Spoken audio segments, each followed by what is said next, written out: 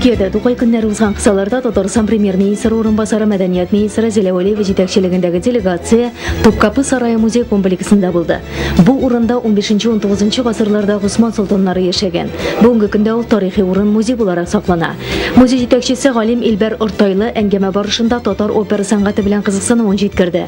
Тукайга багышланган опера премьерасына чакыру да алды. Август айында Казанда музейлар эшчәнлеге буенча халыкара конференция узар дип көтелә.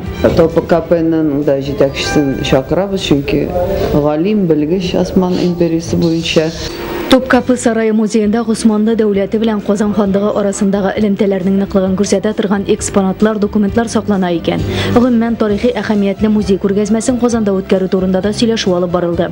Күргәзмәләр махсус тематика белән оештыру кирәктер дип уйлыйм. Соңыннан җылы мөгаләмәдә барган очрашу шәй янында дәвам итте.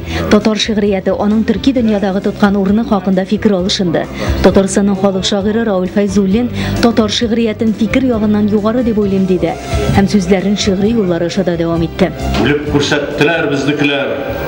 Гомерләре булды хай кыска. Әбит үлеп үлемсезлек яулау. Бердән-бер юл түгел тормышта. Бердән-бер юл түгел тормышта. Композитор Габдулла Тукай исемендәге дәүләт бүләге лауреаты Алмаз Мунасыйпов яраткан җырын башкарды.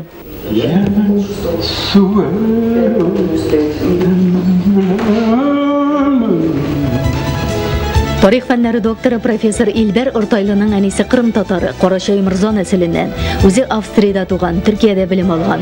Бүгенге көндә музей җитәкчесе булудан тыш университетта хукук тарихыннан укыта.